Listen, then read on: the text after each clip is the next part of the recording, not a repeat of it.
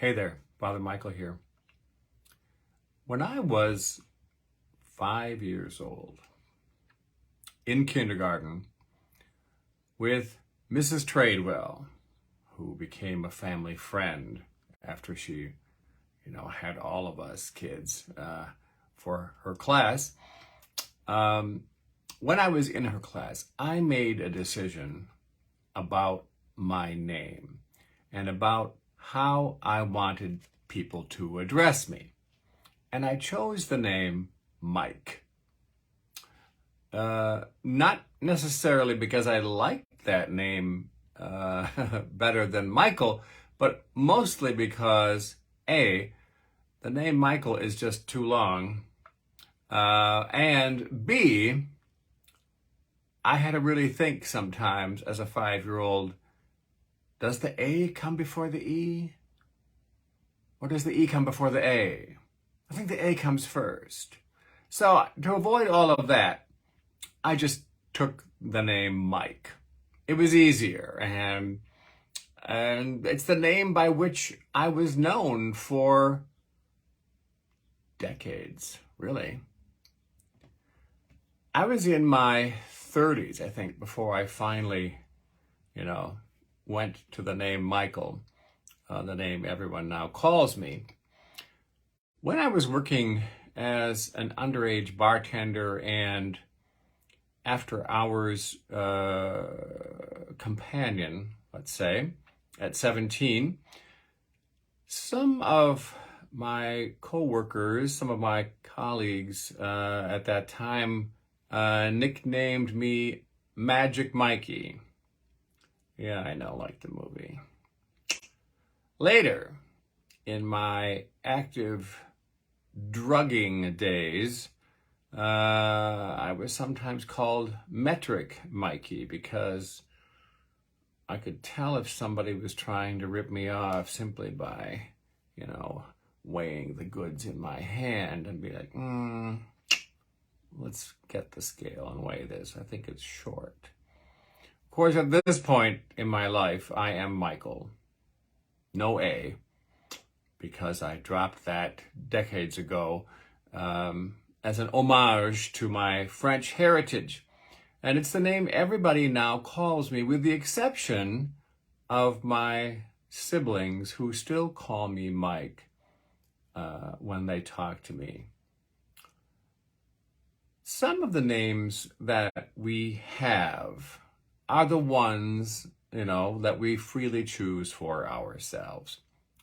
Teacher, pastor, recovery specialist, husband, friend, director, associate, colleague, all of those things, right? Those are the names in which we find our identity. And by using those names, by referring to ourselves using those names, we kind of augment and cement our own sense of purpose and direction. Those things become clearer and more self-evident, even to ourselves. There are also, of course, the names other people give us. And this can, be a double-edged sword. They can be bad or good, really. But either way, I think those names that others give us tend to stick to us for a lifetime, especially those names given to us in childhood by our peers. I taught middle school for a while, and I have to say that although in many ways I really liked the experience overall, on the other hand, though, the truth is that middle school students are probably the most cruel, heartless people on the planet.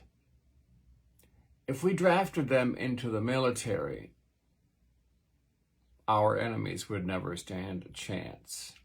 And just seeing the way that middle school students interacted with each other brought back some PTSD moments for me, because it reminded me of my own history of trying to fit in, of being bullied, of being called a variety of names. And, you know, this is decades after my own middle school experience, and yet the nicknames and the put downs really hadn't changed all that much since my own childhood. Fag, sissy, dyke, fat ass, four eyes, nerd, emo, freak, femboy, loser.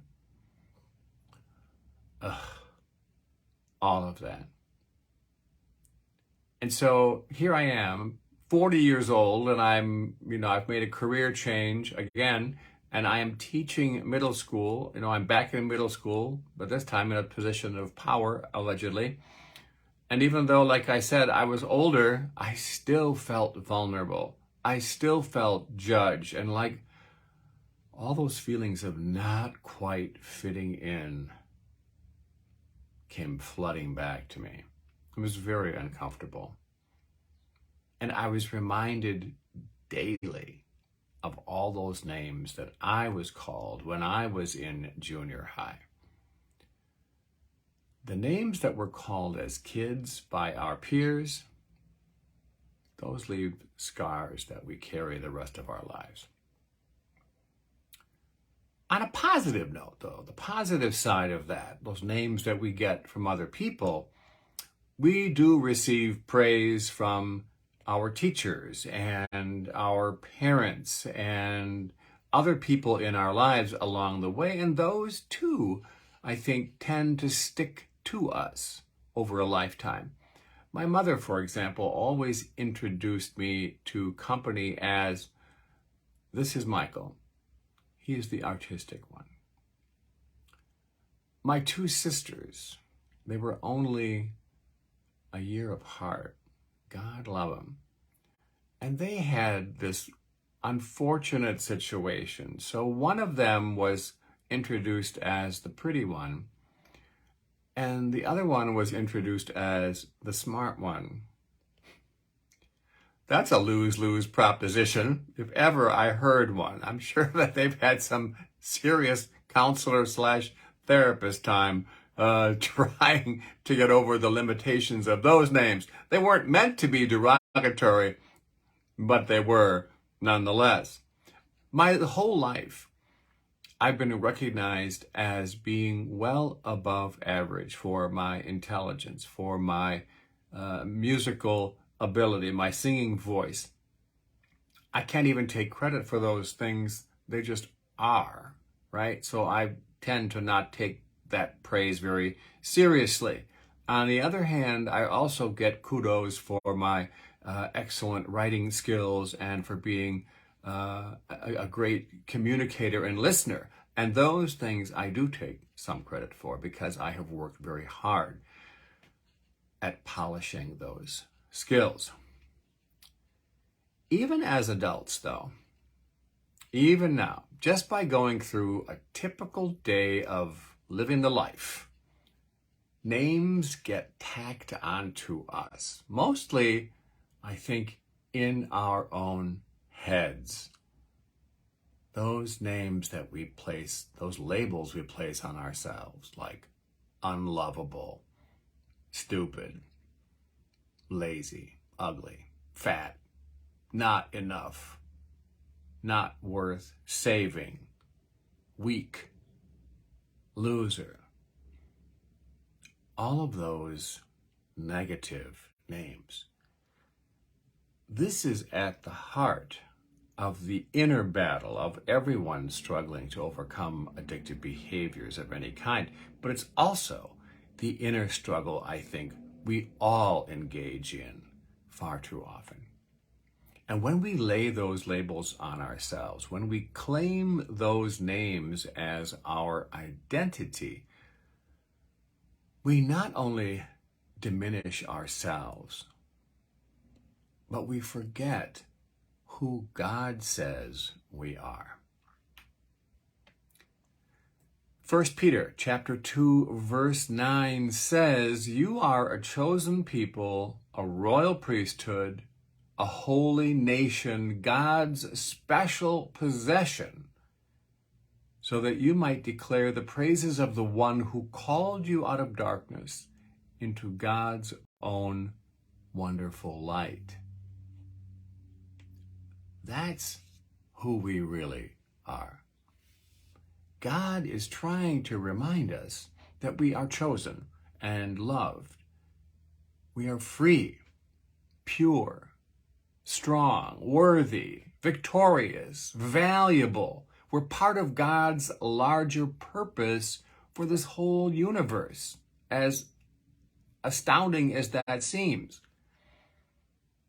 So those are just a few of the labels and the names that our God is speaking over us at every moment, hoping that we'll just remember, that we'll set aside those limiting beliefs and negative attitudes and choose hope.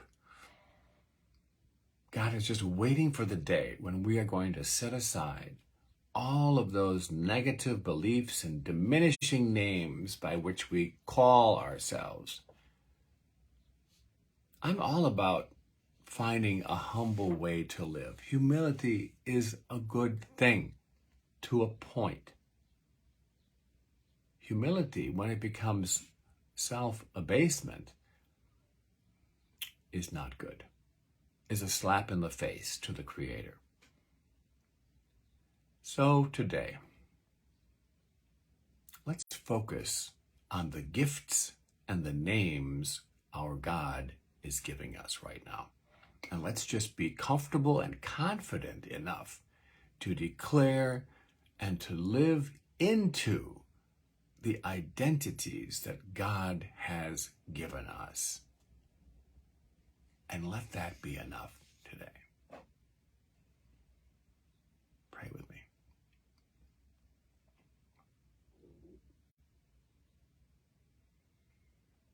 Loving Creator God, we come into your divine, holy presence in this moment,